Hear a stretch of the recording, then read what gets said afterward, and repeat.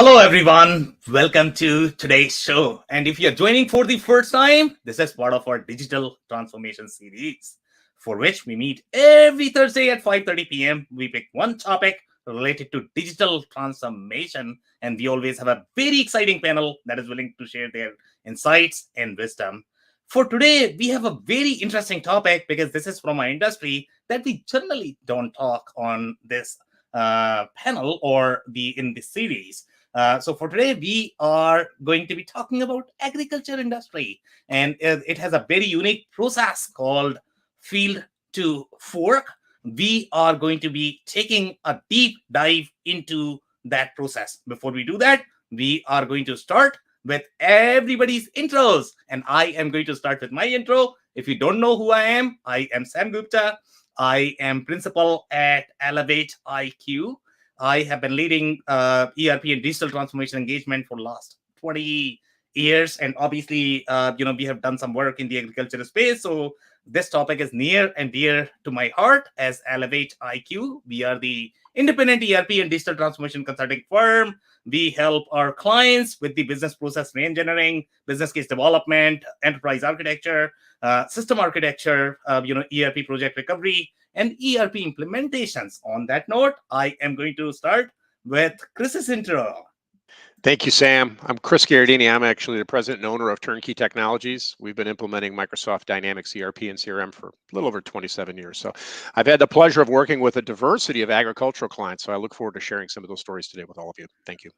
It's going to be so exciting. Thank you so much for being here, Chris. All right. So I'm actually going to move to Abu. Would you like to introduce yourself?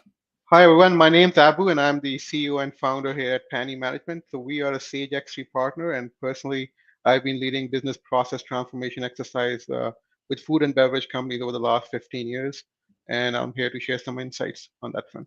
Okay, this is going to be fun. We are going to have a little fun, between Microsoft versus Sage versus many other ERP systems. Thank you so much for being here, everyone. All right, Kevin, would you like to introduce yourself next? Hi, thank you, Sam. Hi, everyone. My name is Kevin Dutt. My background is in sustainability related to food supply chains. Most recently, I was the COO at Legit Fish, which is the leading supply chain traceability venture in the seafood space. All right, this is going to be so much fun. Thank you so much for being here, Kevin. Now, Tinia, I'm actually going to ask you to introduce yourself. And by the way, you are the only one who is going to be really from the agriculture industry. So we are going to be checking on these guys if they really understand agriculture industry or not. Would you like to introduce yourself? Not a problem, Sam. Thanks for inviting me. My name is Tania Pina, and I'm the founder and CEO of Renewable.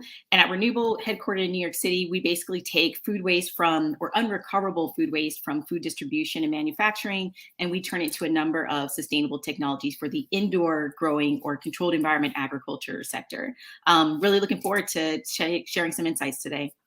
All right, amazing. Thank you so much for being here for the first time. So I am going to start with the first question. But before we do that, if you are in the audience and joining for the first time, make sure you guys are going to be commenting and interacting with us, because we are going to be looking at your questions and we'll get back to you. If we are not able to get back to you during the episode, our panelists are going to make sure that you get your answers. So we look forward to reviewing your comments and questions. On that note, I am going to start with our first question with Chris. And that is going to be, as we have done in this series, Chris, that is going to be the whole field to fork process, how it starts, what is the scope, how many different steps are involved, what are the user journeys that typically touch this process. Give me the lay of the land for this process.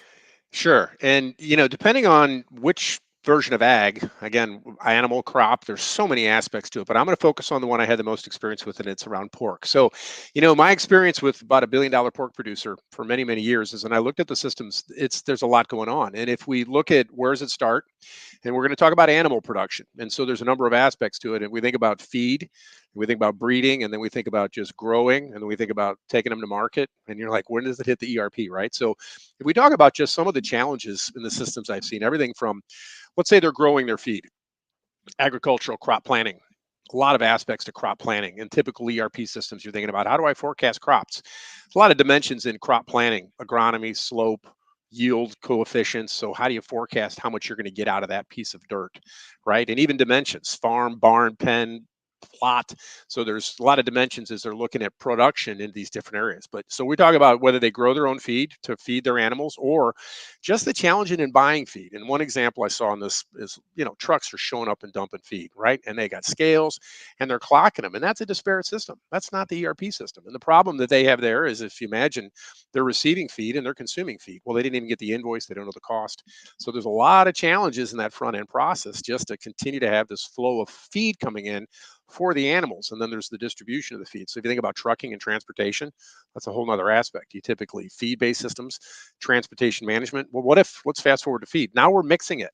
We're mixing it with chemicals and antibiotics. So there's a whole medical aspect of sampling a pen or a group of pigs and figuring out what do they need. And so there's custom feed. And oh, by the way, and even if you have a manufacturing system that'll do process manufacturing for feed, there's nutritional systems. So now you got to get deeper into allergens and nutritions as your recipe for these animals, and they could be sick. And so as we move through that process, and then feeding and timing and other services, these animals, so very complex.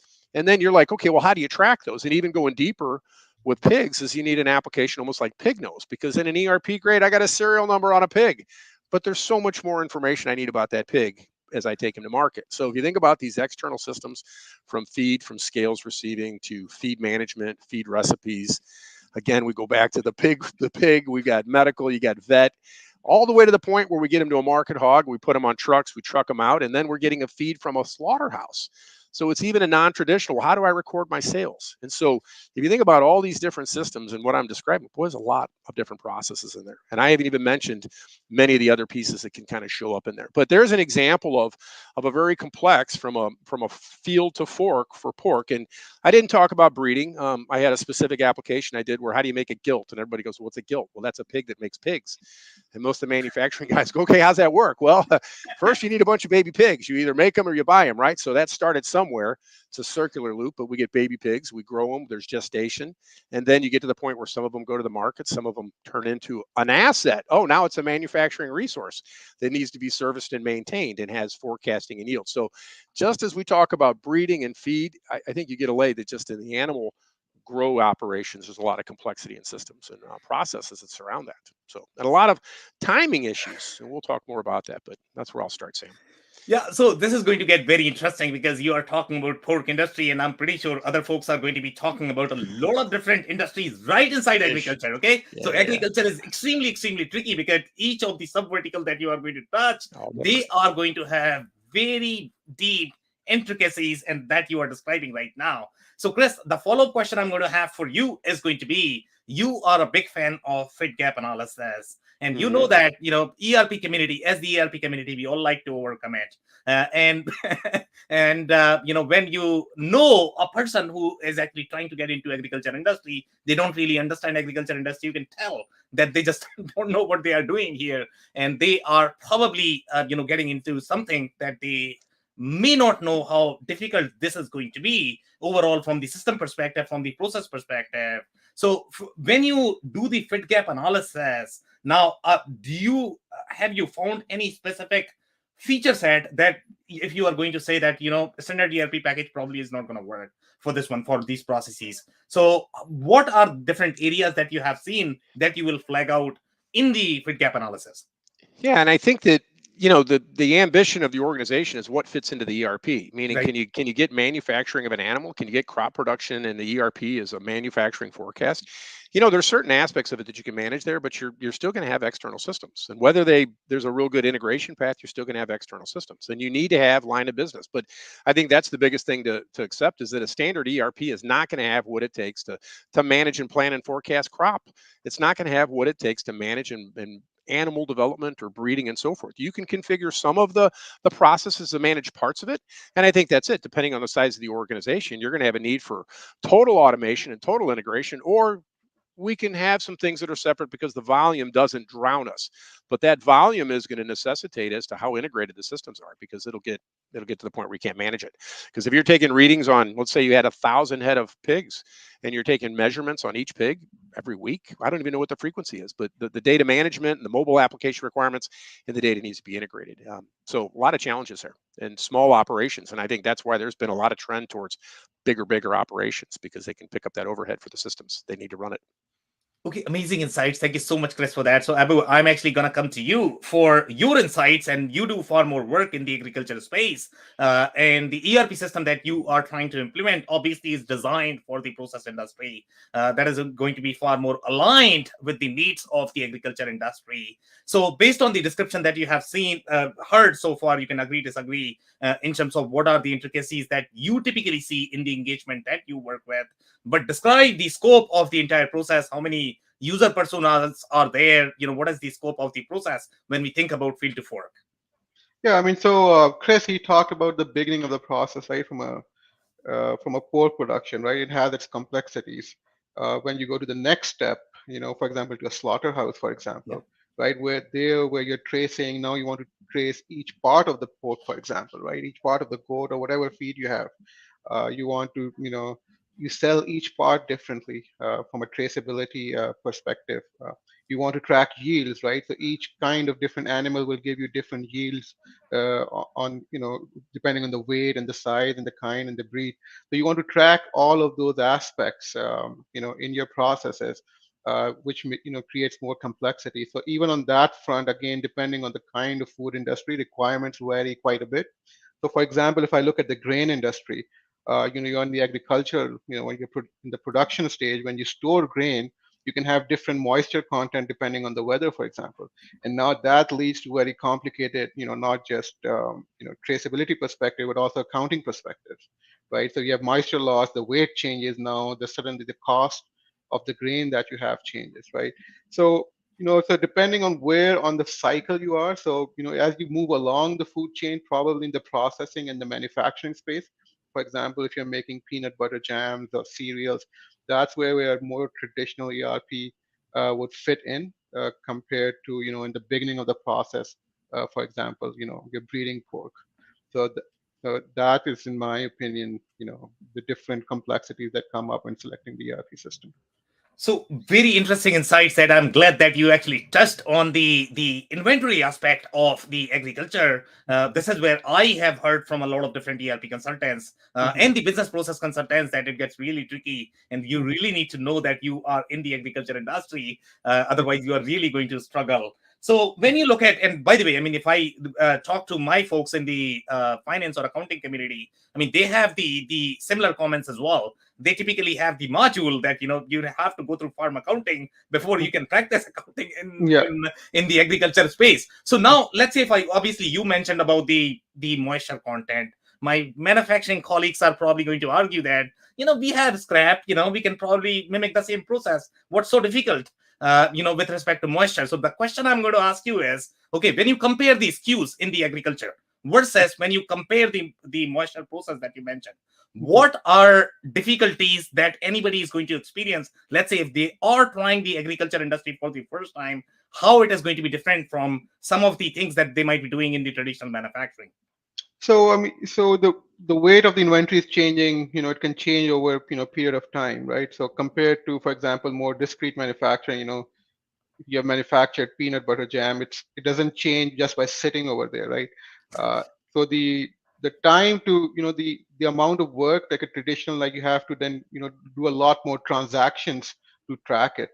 There are a lot more month-end processes involved from an accounting perspective to accurately report the value of your inventory compared to, for example, you're in a traditional, you're making peanut butter jam, for example, you only have scrap when you actually produce it, right? You don't have scrap just because peanut butter is sitting on your inventory shelf, right? Or the sack of peanut wouldn't dry automatically, right? So those are some of the differences between, pure agriculture and a more of a pure process oriented facility.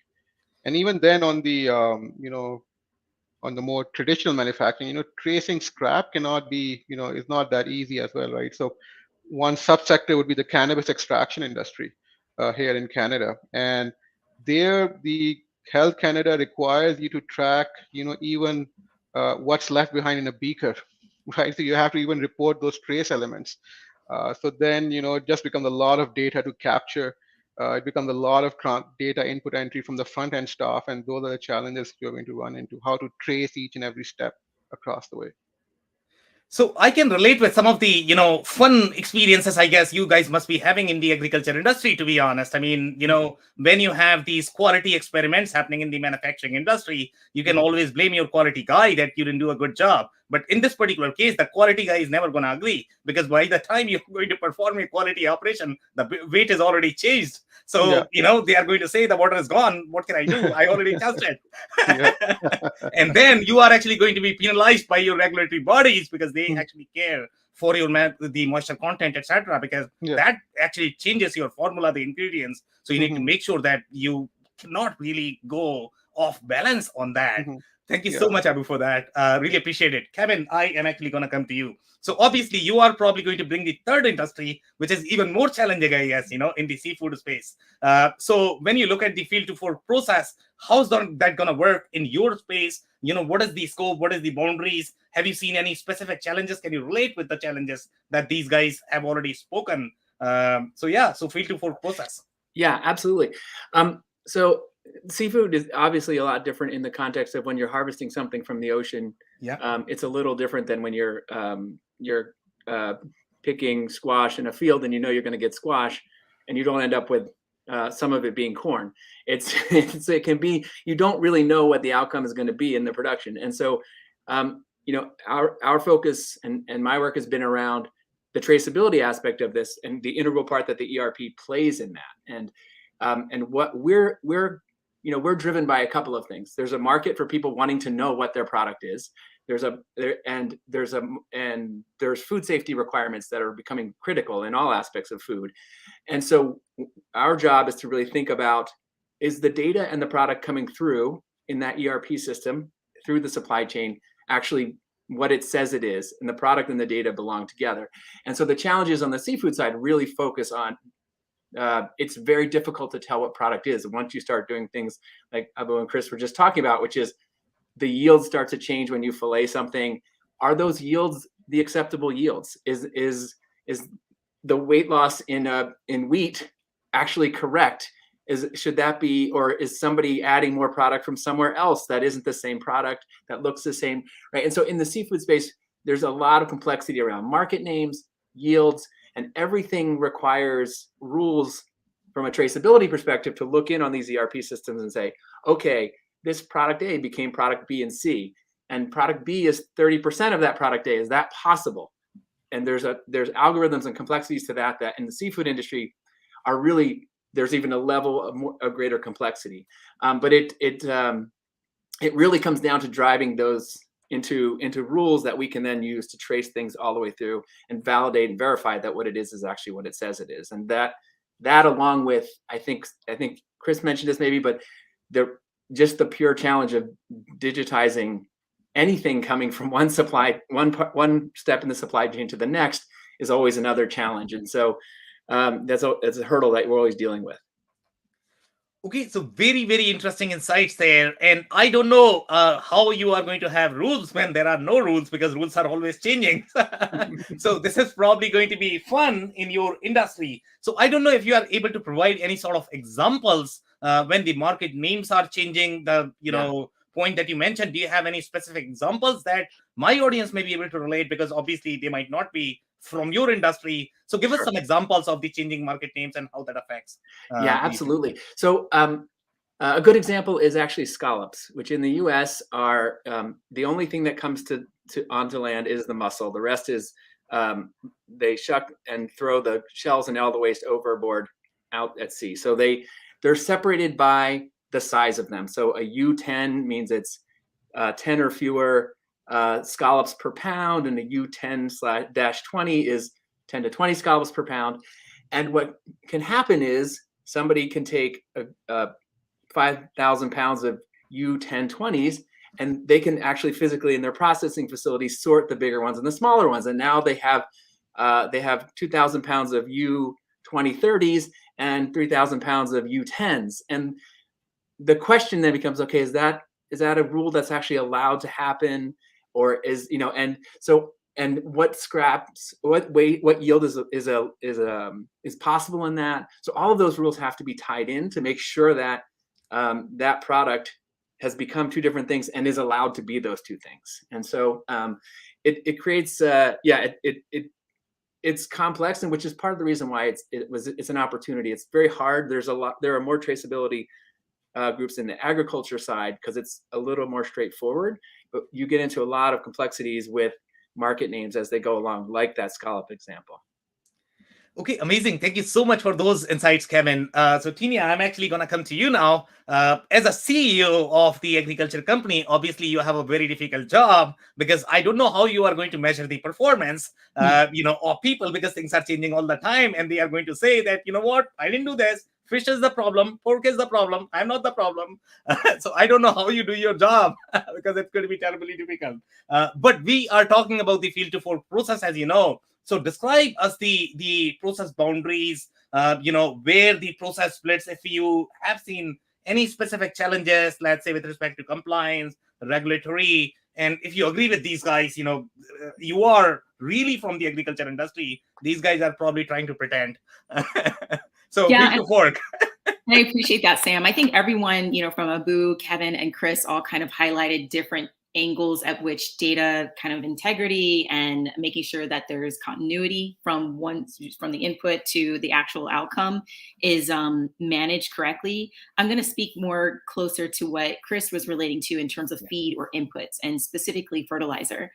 So in the last 12 months, due to COVID, as well as other compounding things such as large urea and ammonia fertilizer manufacturers based in China, Russia, and elsewhere have decided to increase their reserve, and therefore means there's less exports of those two predominantly sources of nitrogen, especially for the US. That has caused a huge ripple effect for farms in terms of how they're sourcing nitrogen, and specifically water-soluble nitrogen. Okay. Because ag knows that there's nitrogen that we can reclaim from food waste, but that requires a different biological process to break that down into what is the more synthetic, chemically manufactured nitrogen. So when you look at reserves that are now being constrained globally, that's one huge challenge. And then two, okay, so now farms would like to source more local, regionally manufactured, but that's often in the production of what are manure or more fish-based fertilizers. That is also a source of nitrogen, but it's a heavily fragmented market. It differs by volume. The quality of each batch is often inconsistent. And especially for the controlled environment agriculture space, which is why we're in it, they can't use the biological or naturally derived sources of fertilizer because it's often incompatible with their systems for technical challenges beyond this today's conversation. But, I think where an ERP system could be beneficial is helping these farms forecast and be able to do so, and looking at the different kind of market dynamics at a global level to really be able to forecast 12 months ahead how these supply chain and availability and suppliers and the concentration of where they're located at will impact the price point. Because oftentimes a lot of farms have the following levers to be able to control their input costs. They're looking at annual volume supply. So how much can they actually get? Hopefully they can bank on some year-end discounts from a fertilizer supplier. 3, they're also looking at, if there are ways to be able to amend. So using more custom formulations to make up what they used to be able to source as a pure ammonium source of nitrogen. So there's a lot of complexities when it comes to the sourcing. There's complexities when it comes to being able to source at a regional or local level, and how you can amend or make up for lack of what you were formerly able to source due to supply chain challenges. And 3, really helping them get real-time data sooner so that they can forecast this out. Because another real-time example is in the case not of fertilizer, but of the grow media or substrate. So in these indoor farms, and when you think of vertical farms, they're using things like peat or rock wool as an alternative for soil in these farms. And there's a huge gap in terms of global supply.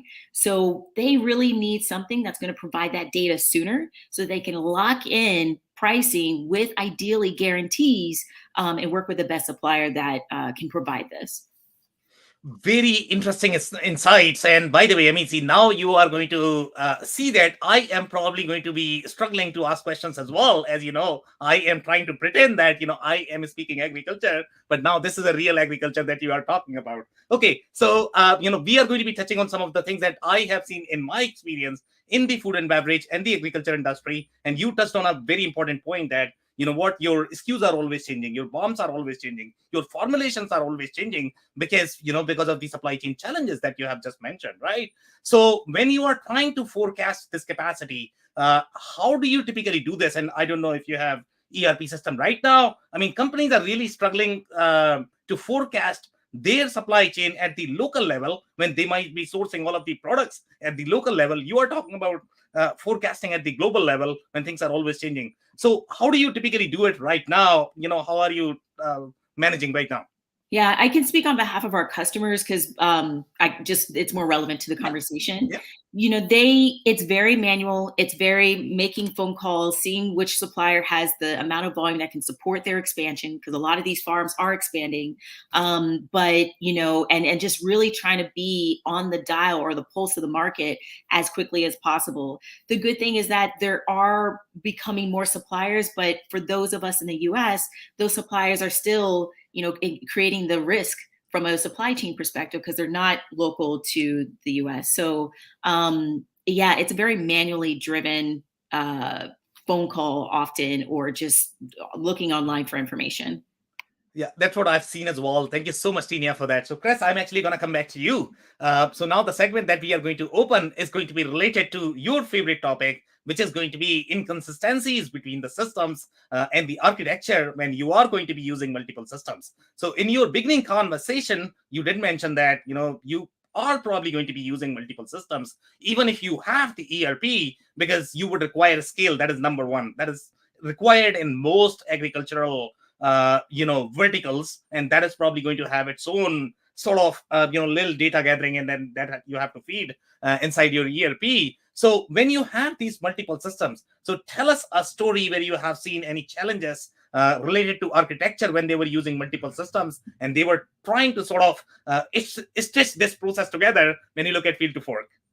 Yeah, I've seen a couple of them, and the one is Tinia spoke, is the guy forecasting for his crop planning, and it was all Excel based, and he's started that process in the fall for the following year, and part of it was to that point to really derive the aggregate agronomy requirements and to write big purchase contracts to secure those. But that was a manual between two different systems.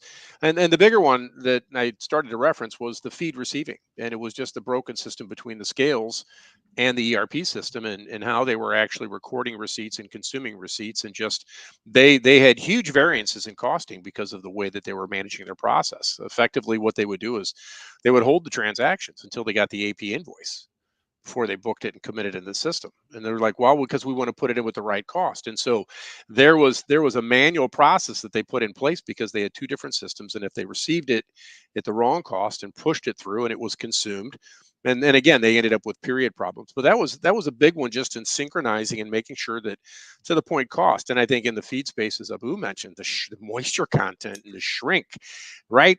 Hey, he invoiced me for 1,000 units. I got 980. Okay, well, where's that delta go? I dealt with that in fuel and volumetric correction factors. But you're right. What they invoice you for and what you receive, two different numbers. And so there's a complexity just in the PO to the receipt to the three-way match, and they never agree. So there's a whole set of process problems there as well that people need to accommodate, unless the system has a moisture factor in there where it makes adjustments. But just a few different areas where just not a perfect system creates some real manual entries. And again, if you're doing volume, the correcting entries are just unmanageable, frankly. Okay, very interesting comments there, and this is something I have seen in my experience as well. And I find it, it could be slightly brutal, to be honest, for the vendors. Okay, if they are shipping the products, at times what happens is, the customers who are actually receiving the product, obviously you are going to have the catch weight problem. You are going to have a little bit of back and forth there in terms of argument. They are going to say, you know what, I actually shipped 100 pounds, but you received 99 or 98, so I'm actually going to pay for that. So obviously you have that back and forth. And then you could actually have the reverse logistics problem as well. Let's say if you are doing anything frozen and if you don't have any way of getting your product back, and the customer is going to say, you know what, I don't care. Just move it from here, from my place, or I'm going to charge you now because you are keeping your good in my warehouse. So, you could have all those problems. So how have you seen these handled in your experience when you are working with these companies? I said in the example of the receiving ones, we just reworked their process and convinced them that they should book the receivings upon receipt, and built an integration between the scale and the receiving system, so the receipts actually booked into the ERP pretty much real time.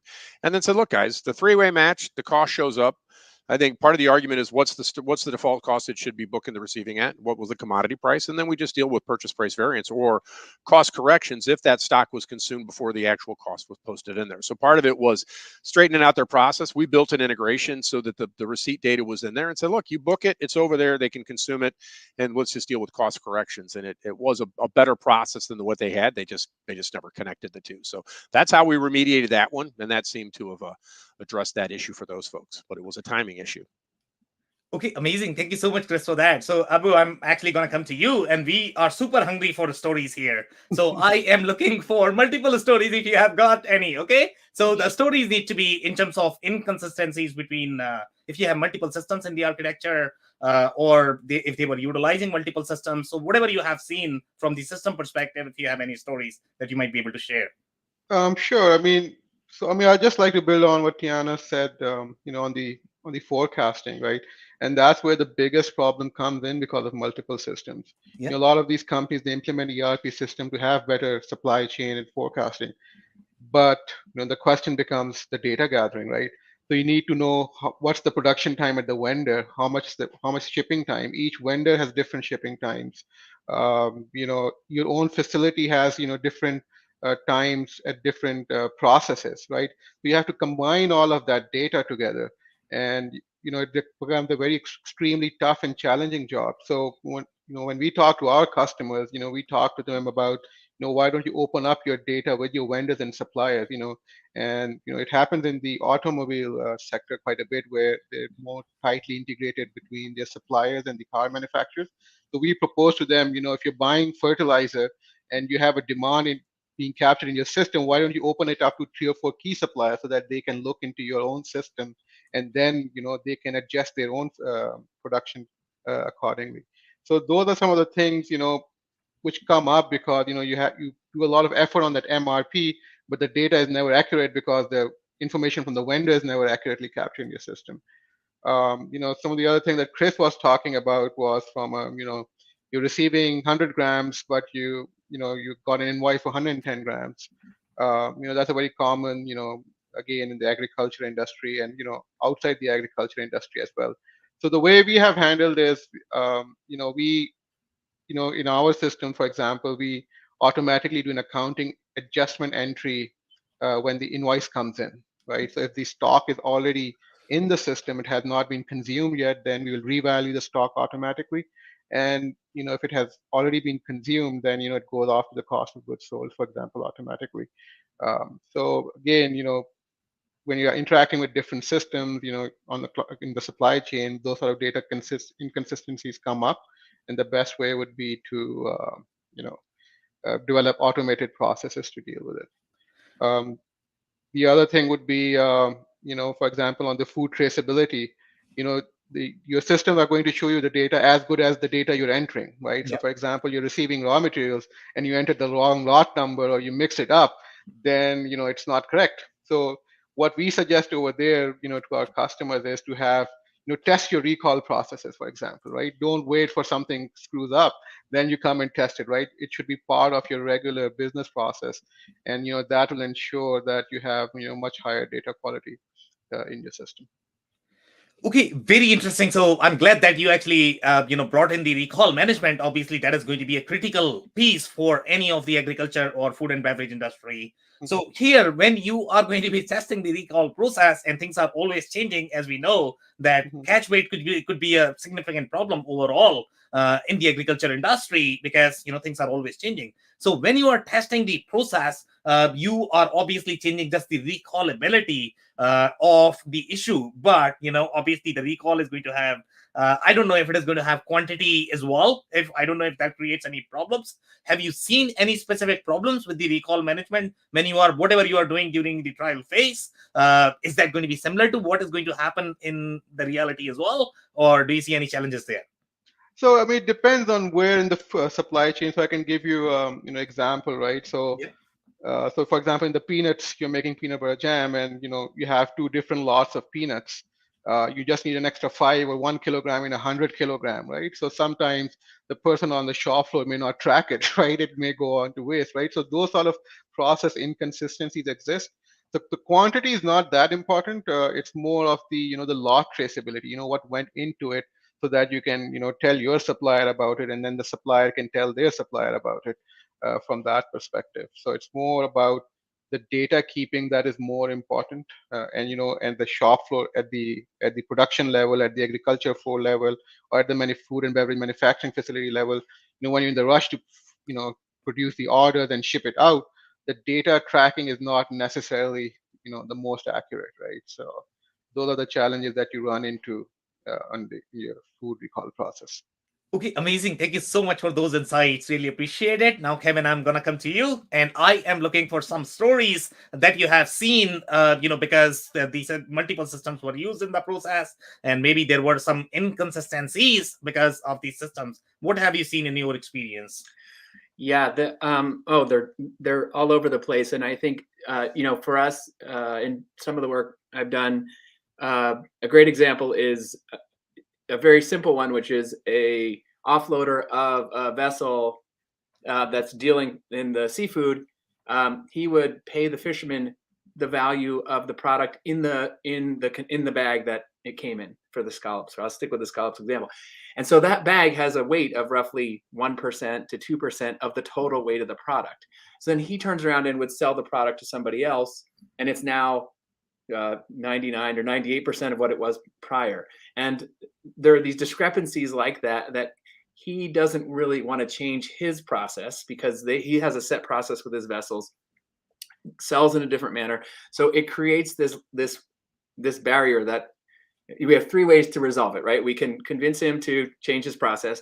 We can modify the ERP system to align with the way he's doing this process, or which both of them can be difficult in kind of the culture that you're dealing with often in the food industry and in most industries, right? And so oftentimes and in this case it was, okay, we will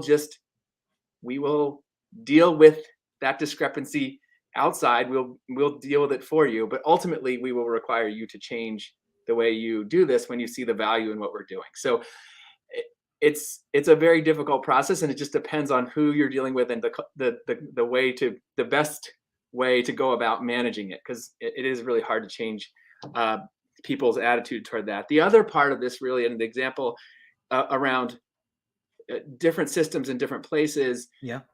is really, we had a offloader who had an Excel system, and really, I think it was like a green screen computer from 1987, and so but no interest and no reason to really feel any need or urgency to change what they were doing, and the good thing about what the traceability aspect that we were providing did create some incentive for him to make a change, because his customers were requiring it of him. So again, it was two systems that we literally handheld and managed those Excel spreadsheets that they would download every day to the system, and then we would manipulate the data and put it into the format we needed for it to align with the ERP data. But that comes about on a regular basis, and it really is a matter of of who, like, what's the culture of that, and how much pushing do you have to do? Do you handhold them for a while and then let them feel the value and then transition them to the ERP system they should have or not? So some of it's really just a soft touch, and even though you have these hurdles like that. Okay, amazing. So I love spreadsheets. Obviously, they are fully traceable, as we all know. I mean, there is nothing that can go wrong with these spreadsheets, right? Never. Never, right? Okay, so we are actually going to be talking about your offloader. So when these offloaders are actually trying to do, trying to receive the good in the system, and obviously when we look at the food and beverage industry, agriculture industry, we want to make sure that it is going to be fully traceable. So I am actually going to go back to what Abu was trying to actually say. In terms of making it fully traceable. So typically the way the process works is when you are going to be receiving the good, you have to allocate the lot number because that's where it starts. And then, you might have to cross-reference it with some other number that your vendor is trying to send, because you need the backward and forward traceability in the entire process. So now my spreadsheet that is fully traceable here. So how did this guy maintain the traceability in this particular case? I mean, did they maintain, or were they simply trying to pretend that it was traceable, or how did it work? No, you really need to have something else then to validate that Excel spreadsheet from 1987 against, right? So that's a critical part of the traceability aspect of how much of the ERP data can you believe, and how do you, like, is there something is there a reason why that person would want to manipulate that data? I mix product A and B together, call them product B because it's worth twice as much as product A, but you can't tell the difference, right?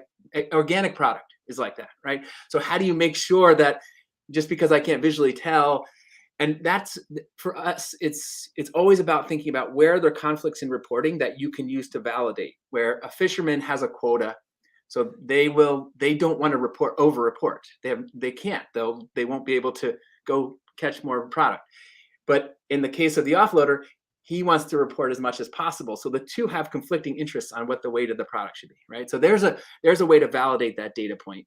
Also, the vessel reports to the government. So we have the right to pull that data from the government. And now we have the ability to also validate against an enforcement agency that is looking at their GPS system on their vessel and see where they were, right? So you can build support behind different data points through those techniques. Now, there are certain things you may never be able to validate and say that's an accurate number, but usually you can find ways to do that, and then use mass balancing within the ERP system that you're tracking in that facility, and you're using chain of custody for every transition from processor to processor. So it becomes a balancing act, and each industry is different, but you can find ways to cleverly validate the data you're looking at.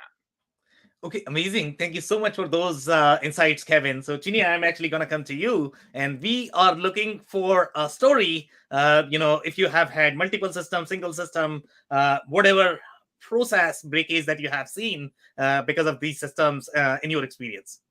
Yeah, and there could be a solution already out here that resolves this. I just haven't came across it yet. And Okay. Jeff, our manufacturing manager, probably has, but I personally haven't encountered it. So we shipping is not unheard of in terms of challenges. And so we have just-in-time manufacturing, which allows us to have a bit more flexibility on how we have shipping costs. And the shipping costs are charged to the end customer. And we can be able to absorb a percentage of that because of our margins, thankfully, but ultimately they're transferred. And so we try to, measure or compare against the 3 shipping carriers, and we have a network of smaller distribution centers around the US that we can leverage to get a higher volume of product to the end customer at a lower, I would say, percentage per unit in terms of COGS, or cost of goods sold. And so if there was a solution that would allow us to compare the real-time cost or quote for the shipping charge for, let's say, a gallon of our product, and then we could then take that data point and be able to price a more, let's say, affordable or more cost competitive annual contract value with a new farm customer, then it allows us to, the impact financially would be, okay, well, we could, if you given this potential shipping costs, and we have evaluated a set of 4 different carriers, and this is how we can get it to you on the least at the least amount of times that it would be shipped throughout the year, right? Because sometimes they may have a large one lump sum where they receive the entire annual volume of required product at one time, or they may order and have shipped twice a year or quarterly.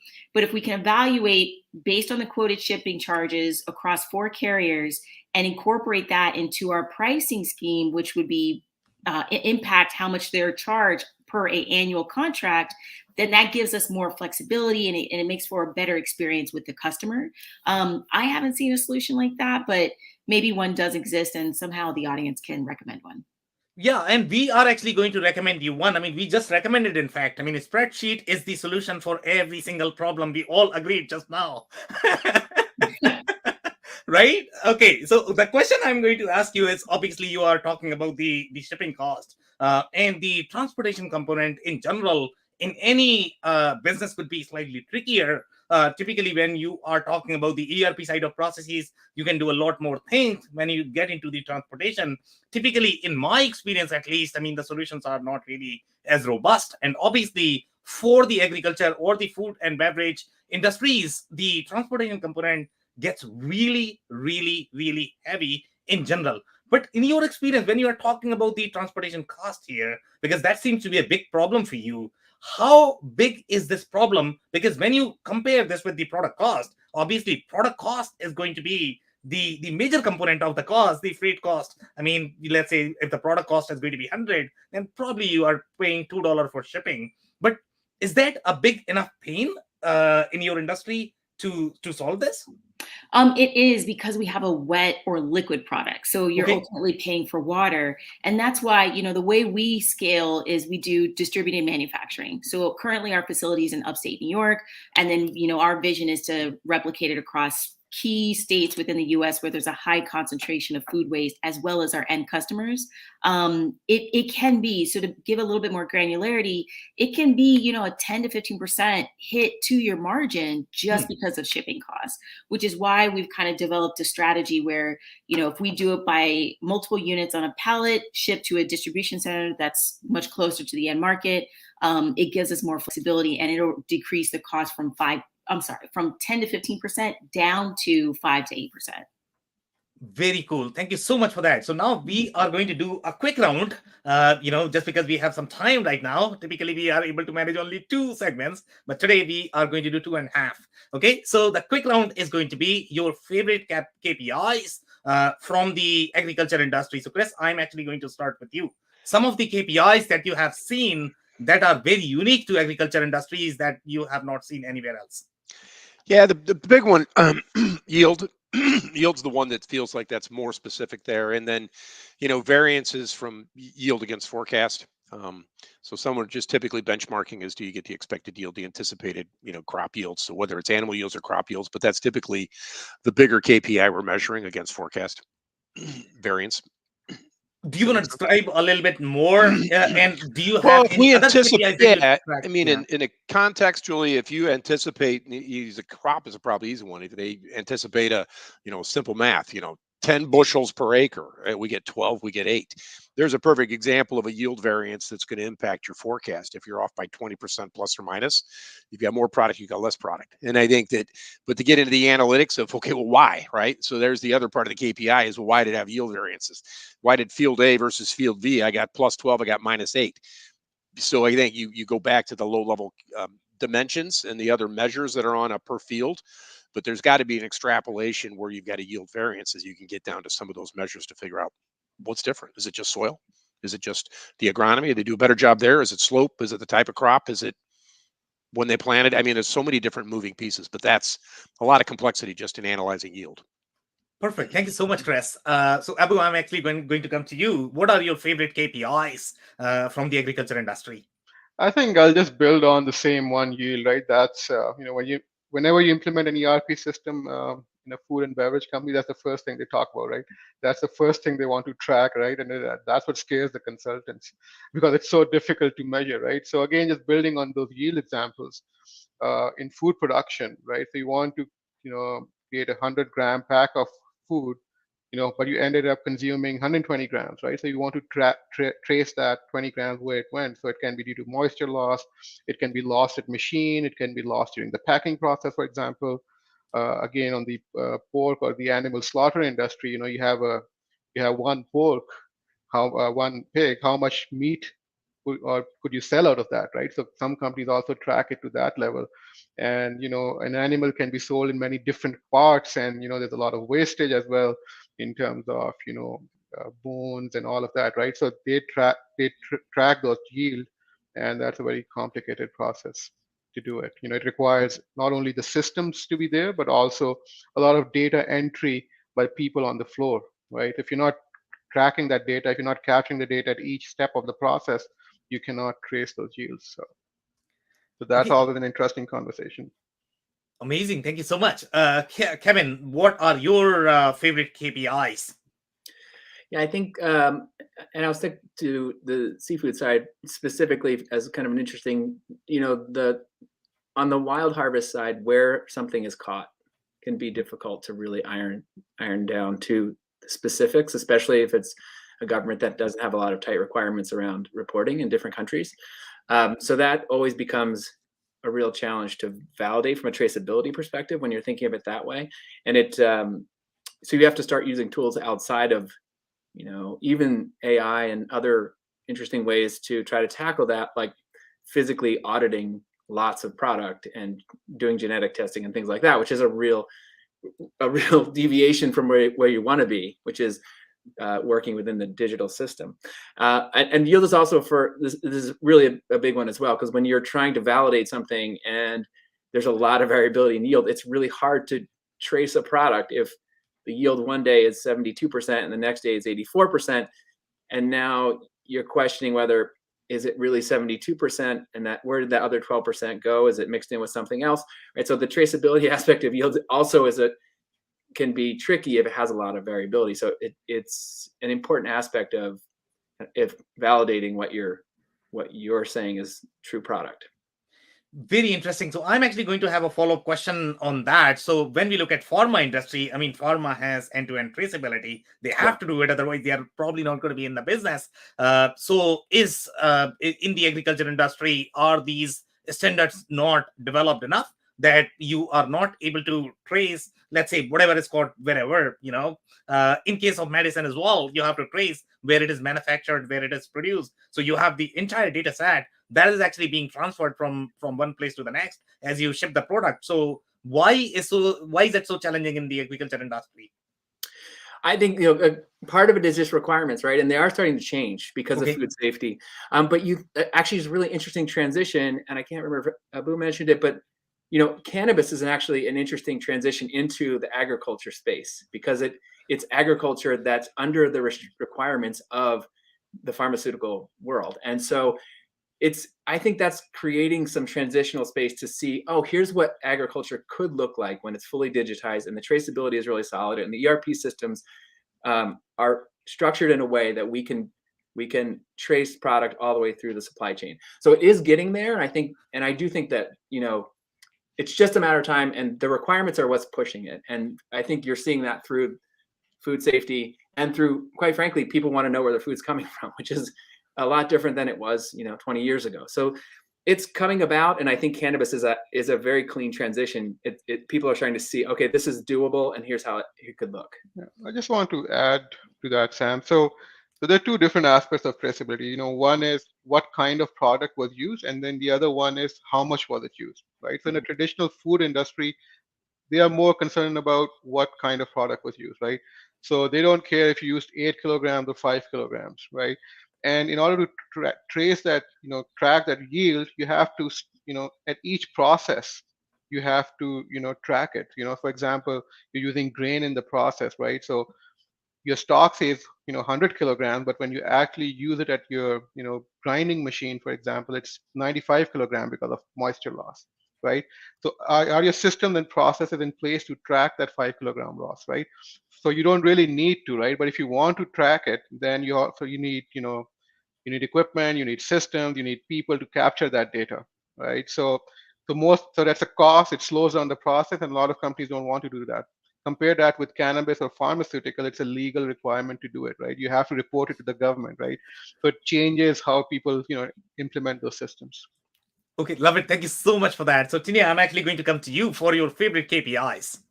Yeah, I think Kevin touched on a point, which is the complexities, especially how some of these farms, and I'm speaking to indoor farms right now, where they're using AI and sensors to capture a plethora of data points.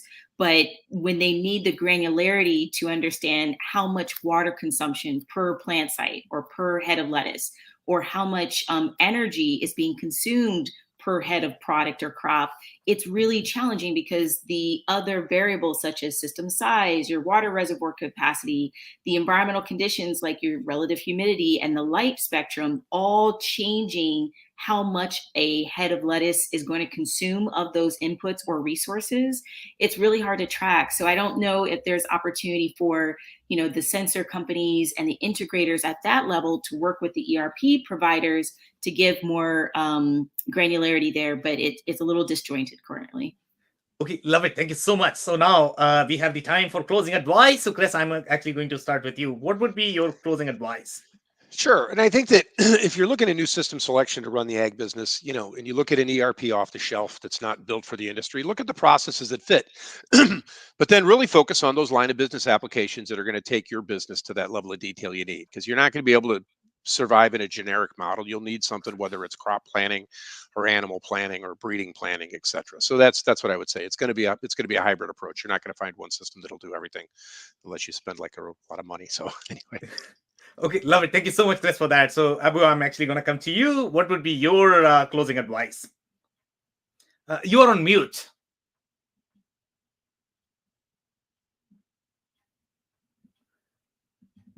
Sorry about that. Okay, no big deal. Yeah. So two, one, just building on what Chris said, have a more vertical focus, sub-vertical focus on the system that you're selecting. A lot of those vendors will have, sub-vertical modules. And the other thing is, a lot of companies implement new systems to improve their processes. One thing they don't take into account is the amount of data capture that is required to improve the processes, right? And there's a cost associated with it. When they implement the systems, they think automatically everything's going to be not data tracked, right? You still have to enter the data for it to produce the value, right? So I think when calculating those costs, also take into account, those, what impact will it have on your human resources to capture that data as well. Okay, amazing. Thank you so much for that advice. So, Kevin, I'm actually going to come to you for your closing advice, please. Yeah, I think when you're thinking about what type of system you really need and want, and I think you also need to think about this is a very quickly changing world, and it's worth looking forward a little bit and understanding what else may be required of my system, and will I have the flexibility to fit into those, whatever those requirements and parameters may be. Things like blockchain are being thrown around like crazy, and am I adaptable to these different requirements or just market demands that are going to happen in the next few years? And think about that as you make a decision. Okay, amazing. Thank you so much, Kevin, for that. So, Tinia, I'm actually going to come to you. What would be your closing advice, please? Yeah, I think it's really important that new solution providers work with the farmer from day one and really, every day hands-on, because I think the problem is a lot of these solutions are conceived in a closet, right? And introduced way too late. The second thing is biggest concerns for farms these days are shipping costs, labor costs, and there's a third one that I can't remember right now. And if your ERP system or solution can help remove a middle person or address those two concerns, you're going to get their attention. If it's not, it'll be less prioritized. Okay, amazing. Thank you so much for the advice. And that's it for today. If you joined for the first time, this was part of our digital transformation series for which we meet every Thursday at 5:30 p.m. Eastern. We pick one topic related to digital transformation. So make sure you are not going to miss next week's show. We are going to be here. On that note, I want to thank everybody for their time and insights. Thanks, everybody. Nice meeting you, gang. Thank you. Thank you. Likewise. Thank you.